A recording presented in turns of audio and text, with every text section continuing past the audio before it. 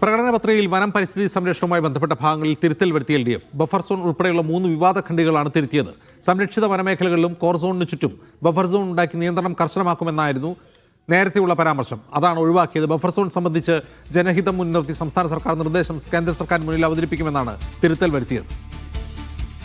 Safe സൈലാദ്ദീൻ വിവരണവുമായി ചേരുന്നു. Safe, നേരത്തെ ഉണ്ടായിരുന്ന പ്രകടന പത്രികയിൽ എന്തായിരുന്നു പരാമർശം? അത് UDF പ്രചാരണായുധമാക്കിയോ?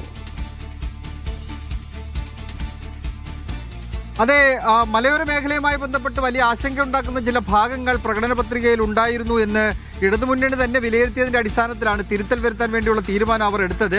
അത് പ്രകടന പത്രിക പുറത്തിറങ്ങിയ ദിവസം മുതൽ മലയോര മേഖലകളിൽ ഇത് വലിയ പ്രചരണമാക്കി UDF മാറ്റിയിരുന്നു.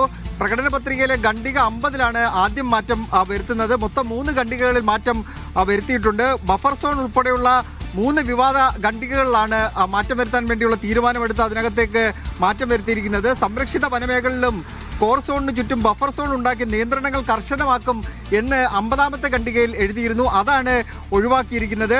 മുഴുവൻ ഏകവിള തോട്ടങ്ങളെ സ്വാഭാവിക വനങ്ങളാക്കി മാറ്റാൻ ഇക്കോ റെസ്റ്റോറേഷൻ നടപ്പാക്കും എന്ന ഭാഗം 729-ാമത് ഖണ്ഡികയിൽ ഉൾപ്പെടുത്തിയിരുന്നു. അതും ഒഴിവാക്കിയിട്ടുണ്ട്. അതുപോലെ തന്നെ ബഫർ സോൺ സംബന്ധിച്ച ജനഹിതം മുൻനിർത്തി സംസ്ഥാന സർക്കാർ നിർദ്ദേശങ്ങൾ കേന്ദ്ര സർക്കാരിന് മുന്നിൽ അവതരിപ്പിക്കുമെന്ന തിരുത്തലാണ് വരുത്തിയിരിക്കുന്നത്. അതും 729-ാമത്തെ ഖണ്ഡികയിലാണ് ആ മാറ്റവും വരുത്തിയിരിക്കുന്നത്. ബഫർ സോണിൽ പ്രദേശവാസികളെ വിശ്വാസത്തിലെടുത്ത് മാത്രം നിയന്ത്രണങ്ങൾ കൊണ്ടുവരും എന്ന ഭാഗം ഉൾപ്പെടുത്തിയിട്ടുണ്ട്. 730-ാമത്തെ ഖണ്ഡികയിലാണ് ആ മാറ്റം വരുത്തിയിരിക്കുന്നത്. ഇത് സംസ്ഥാന നിയമസഭ പാസാക്കിയ വനം വന്യജീവി സംരക്ഷണ ഭേദഗതി ബിൽ രാഷ്ട്രപതിയുടെ അംഗീകാരത്തിനായി ഇരിക്കുകയാണ്. അത് നേടിയെടുക്കാൻ വേണ്ടിയുള്ള ശ്രമങ്ങൾ സംസ്ഥാന സർക്കാരിന്റെ ഭാഗത്ത് നിന്നുണ്ടാകും. അതുകൊണ്ട് മലയോര ജനത ഏതെങ്കിലും തരത്തിൽ ആശങ്കപ്പെടേണ്ട ആവശ്യമില്ല എന്ന സൂചന നൽകിക്കൊണ്ടാണ് ഈ 3 ഖണ്ഡികകളിൽ മാറ്റം വരുത്തിയിരിക്കുന്നത്. UDF മലയോര മേഖലകളിൽ വലിയ പ്രചരണം ഇതുമായി ബന്ധപ്പെട്ട് അഴിച്ചുവിട്ടിരുന്നു. കാരണം ഈ തെരഞ്ഞെടുപ്പ് പ്രഖ്യാപിക്കുന്നതിന് തൊട്ട് മുമ്പ് തന്നെ മലയോര മേഖലയുടെ ജനങ്ങളുടെ വോട്ട് നേടിയെടുക്കാൻ വേണ്ടി പട്ടയത്തിന് നിയന്ത്രണങ്ങളുള്ള പട്ടയങ്ങൾക്ക് അതിന് ഇളവ് നൽകിക്കൊണ്ട് സംസ്ഥാന സർക്കാർ തീരുമാനമെടുത്തിരുന്നു. പട്ടയഭൂമിയിൽ ഏത് തരത്തിലുള്ള നിർമ്മാണവുമാകാം എന്ന തരത്തിൽ ചില മാറ്റങ്ങൾ നിയമ ഭേദഗതി ചട്ടങ്ങളിലെല്ലാം കൊണ്ടുവന്നിരുന്നു. അങ്ങനെ മലയോര മേഖലയിലെ ജനങ്ങളെ കയ്യിലെടുക്കാൻ വേണ്ടിയുള്ള ശ്രമങ്ങൾ തെരഞ്ഞെടുപ്പിന് മുമ്പ് തന്നെ നടത്തിയിരുന്ന ഇടതുമുന്നണി ഇത്തരത്തിൽ 3 ഖണ്ഡികകൾ ഉൾപ്പെടുത്തിയത് UDF പ്രചരണ ആയുധമാക്കിയതോടെയാണ് പ്രകടന പത്രികയിലെ ഖണ്ഡിക 50, ഖണ്ഡിക 729, ഖണ്ഡിക 730 സംബന്ധിച്ച ആശങ്ക ഏതാണ്ട് 1.5 പതിറ്റാണ്ടായി കേരളത്തിലുണ്ട്. LDF ആകട്ടെ അത്തരം സെൻസിറ്റീവ് വിഷയങ്ങളിൽ വളരെ കരുതലോടെയാണ് ഇതുവരെ പ്രവർത്തിച്ചു പോകുന്നത്. എന്നിരിക്കെ പ്രകടന പത്രികയിൽ ഇത്രയും ഗുരുതരമായൊരു പരാമർശം വന്നത് എങ്ങനെയാണ്? ആർക്കായിരുന്നു പ്രകടന പത്രികയുടെ ചുമതല? അത് തോമസ് ഐസക് അടങ്ങുന്ന ഒരു കമ്മിറ്റിയാണ്, ഒരു സമിതിയാണ് ഇതുമായി ബന്ധപ്പെട്ട പ്രകടന പത്രിക തയ്യാറാക്കിയത്. അതിനകത്ത് എല്ലാ ഘടകകക്ഷികളുടെ അംഗങ്ങൾ ഉണ്ടായിരുന്നു. മാത്യു ടി തോമസ്, അതുപോലെ തന്നെ AK ശശീന്ദ്രൻ അടക്കമുള്ള എല്ലാ ഘടകകക്ഷികളുടെയും RJDയുടെയും CPIയുടെയും എല്ലാം പ്രകാശ് ബാബു ആയിരുന്നെന്ന് തോന്നുന്നു CPIയുടെ പ്രതിനിധിയായിട്ട് ഉണ്ടായിരുന്നത്. എന്തായാലും അതിന്റെ ചെയർമാൻ, സമിതിയുടെ ചെയർമാൻ തോമസ് ഐസക് ആയിരുന്നു. അവർ അടങ്ങുന്ന സമിതിയാണ് പ്രകടന പത്രിക തയ്യാറാക്കിയത്. ഇപ്പോൾ ഡീൻ കുര്യാക്കോസ് പീറ്റർ ഫോളയിലുണ്ട്. ശ്രീ ഡീൻ കുര്യാക്കോസ്, LDF ഒടുക്കം ബഫർ സോൺ സംബന്ധിച്ച തിരുത്തൽ വരുത്തിയിരിക്കുന്ന പ്രകടന പത്രികയിൽ എന്താണ് പ്രതികരണം? തീർച്ചയായിട്ടും LDF കാണിച്ചിട്ടുള്ള ഏറ്റവും വലിയ ജനദ്രോഹ നടപടിയാണ് ഈ നാട് മുഴുവൻ വനമാക്കി മാറ്റുക എന്നുള്ളത്. ഇടുക്കിയെ സംബന്ധിച്ചിടത്തോളം കഴിഞ്ഞ 10 വർഷത്തിനിടയിൽ എത്രയോ മേഖലയിൽ, ചിന്നക്കനാലിൽ, സൂര്യനെല്ലിയിൽ, ചെങ്കുളത്ത്, കുടയത്തൂരിൽ, കുമ്മളിയിൽ, വാഗമണ്ണിൽ, കോലാഹലമേട്ടിൽ, ഇങ്ങനെ ഓരോ സ്ഥലങ്ങളിൽ അവർ പുതിയ റിസർവ് ഫോറസ്റ്റുകൾ പ്രഖ്യാപിച്ചു. അപ്പൊ ഇത് അവരുടെ ഒരു നയമാണ്.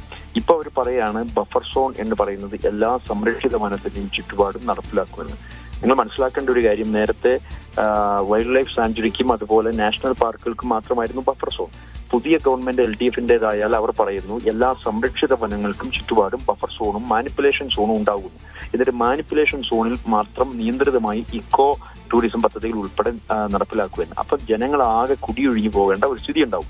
ബഫർ സോണായി ഒരു മേഖല പ്രഖ്യാപിച്ചു കഴിഞ്ഞാൽ അവിടെ വന്യജീവികൾ വരും. വന്യജീവികൾ വരുന്ന സ്ഥലത്ത് മനുഷ്യന് ജീവിക്കാൻ പറ്റില്ല. അപ്പൊ കേരളത്തിലെ മുഴുവൻ വനമേഖലകളിലും ബഫർ സോൺ സൃഷ്ടിക്കുമെന്ന് പറഞ്ഞ് പ്രകടന പത്രിക പ്രസിദ്ധീകരിച്ചത് അവരുടെ ഒരു നയത്തിന്റെ തുടർച്ചയാണ്.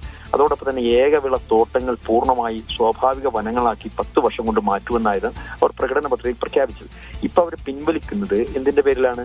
ജനരോഷം ഭയന്ന് ഇടതുപക്ഷ സ്ഥാനാർത്ഥിമാർക്ക് ജനങ്ങൾക്ക് മുമ്പാകെ വോട്ടപ്പെടുത്തിക്കാൻ പറ്റില്ല എന്നുള്ള ഒരു സ്ഥിതി വന്നപ്പോഴാണ് അവരിപ്പോ പിൻവലിക്കുന്നത്. പക്ഷെ അവരുടെ നയത്തിൽ യാതൊരു വ്യത്യാസവും ഇല്ല എന്നുള്ളതാണ് ഈ കഴിഞ്ഞകാല പ്രവൃത്തിയിലൂടെ നമുക്ക് മനസ്സിലാക്കാൻ കഴിഞ്ഞത്. അപ്പൊ ഞങ്ങളെ സംബന്ധിച്ചിടത്തോളം ഇക്കാര്യത്തിൽ വ്യക്തതയുണ്ട്. ഞങ്ങളുടെ മാനിഫെസ്റ്റോ ഞങ്ങൾ പ്രസിദ്ധീകരിച്ചിട്ടുണ്ട്. ഞങ്ങൾ ഒരിടത്തും പുതിയ വനമേഖല സൃഷ്ടിക്കാൻ ഉദ്ദേശിക്കുന്നില്ല. എന്തുകൊണ്ടെന്നാൽ കേരളത്തിന്റെ വനഭൂമിയുടെ ആവറേജ് എന്ന് പറയുന്നത് നാഷണൽ ആവറേജിനേക്കാൾ മുകളിലാണ്. ഇവിടെ ആവശ്യത്തിലധികം വനഭൂമിയുണ്ട്. അപ്പൊ ആ വനഭൂമിക്ക് അപ്പുറത്ത് കൂടുതൽ വനഭൂമി സൃഷ്ടിക്കാനോ ബഫർ സോൺ സൃഷ്ടിക്കാനോ UDF മെനക്കെടാൻ പോകാറില്ല. UDF അക്കാര്യത്തിൽ സുചിന്തിതമായ ഒരു തീരുമാനമുണ്ട്. ആ തീരുമാനത്തെ അട്ടിമറിച്ചുകൊണ്ട് ഈ വിധത്തിൽ ജനങ്ങളെ കഷ്ടപ്പെടുത്തിയ ഒരു ഗവൺമെന്റിന്റെ തുടർച്ച ആഗ്രഹിക്കുന്ന അല്ലെങ്കിൽ അതിന് വേണ്ടിയിട്ടുള്ള ആവശ്യം ഉന്നയിക്കുന്നവർ ജനങ്ങളോട് മാപ്പ് പറയുകയാണ് ആദ്യം വേണ്ടത്.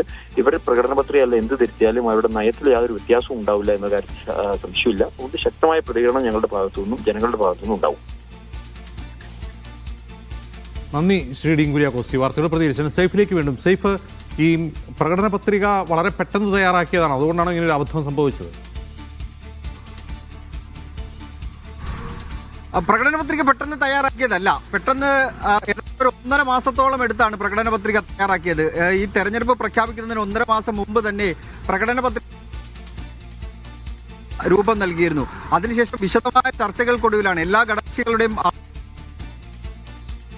ാണ് പ്രകടന പത്രിക തയ്യാറാക്കി അത് പബ്ലിഷ് ചെയ്തത്. പക്ഷേ ഇത് എന്തുകൊണ്ട് ശ്രദ്ധിച്ചില്ല എന്നുള്ള കാര്യം അത് സ്വാഭാവികമായിട്ട് പാർട്ടി പരിശോധിക്കാനുള്ള സാധ്യതയുണ്ട് അജിത്. കാരണം AKG സെന്ററിൽ നിന്ന് തന്നെ ഇതുമായി ബന്ധപ്പെട്ട ചില അറിയിപ്പുകൾ വന്നിരുന്നു. ഇതിനകത്ത് ചില തിരുത്തലുകളുണ്ട് എന്ന തരത്തിലുള്ള അറിയിപ്പുകൾ വന്നിരുന്നു. അത് ഒരുപക്ഷെ പാർട്ടി അത് മനസ്സിലാക്കിയത് കൊണ്ടായിരിക്കാം. അത് എന്തായാലും ഈ തെരഞ്ഞെടുപ്പ് കഴിയുമ്പോൾ അതുമായി ബന്ധപ്പെട്ട കാര്യങ്ങൾ പരിശോധിക്കാനുള്ള സാധ്യതകൾ തള്ളിക്കളയേണ്ട. എന്തായാലും പെട്ടെന്ന് തയ്യാറാക്കിയത് കൊണ്ടല്ല, പെട്ടെന്നല്ല അത് തയ്യാറാക്കിയത്. ഇതെങ്ങനെ വന്നു എന്ന കാര്യം പാർട്ടി സ്വാഭാവികമായിട്ടും പരിശോധിക്കുമായിരിക്കും. കാരണം മലയോര മേഖലയിലെ ജനങ്ങളുടെ വോട്ട് തേടിയെടുക്കാൻ വേണ്ടിയുള്ള പലതരത്തിലുള്ള ഇടപെടലുകൾ സംസ്ഥാന സർക്കാരിന്റെ ഭാഗത്തു നിന്നുണ്ടായിരുന്നു. അതിൽ ഏറ്റവും പ്രധാനപ്പെട്ടതാണ് ഞാൻ പറഞ്ഞ പട്ടയഭൂമിയിൽ മറ്റെല്ലാ നിർമ്മാണങ്ങൾക്കും അനുമതി നൽകാനുള്ള ഉത്തരവ്. അത് ആ തീരുമാനം എടുക്കുന്നത് ഈ തെരഞ്ഞെടുപ്പ് പ്രഖ്യാപിക്കുന്നതിന് തൊട്ടു മുമ്പുള്ള മന്ത്രിസഭാ യോഗമാണ്. അങ്ങനെ മലയോര ജനതയെ കയ്യിലെടുക്കാൻ വേണ്ടിയുള്ള നീക്കങ്ങൾ നടത്തുകയും കേരള കോൺഗ്രസ് വലിയ പ്രചരണം അതിനകത്ത് നടത്തുകയും എല്ലാം ചെയ്തതാണ്. അതിനിടയിലാണ് ഈ പിശക് വന്ന് പെട്ടെന്ന് തന്നെ തിരുത്താൻ വേണ്ടിയുള്ള തീരുമാനമെടുക്കുകയും അത് തിരുത്തുകയും ചെയ്തിട്ടുണ്ട്. എന്തായാലും ഇതൊരു പ്രചരണ വിഷയമാക്കി UDF മാറ്റിയിട്ടുണ്ട്. അതിനെ മറികടക്കാൻ വേണ്ടിയുള്ള നീക്കങ്ങൾ എങ്ങനെയായിരിക്കും ഈ വരാൻ പോകുന്ന ഒരു 24 മണിക്കൂർ കുറച്ച് സമയമുണ്ട്, അതിനെ എങ്ങനെ മറികടക്കുമെന്നുള്ളത് കാത്തിരുന്ന് കാണേണ്ടതാണ് അജിം.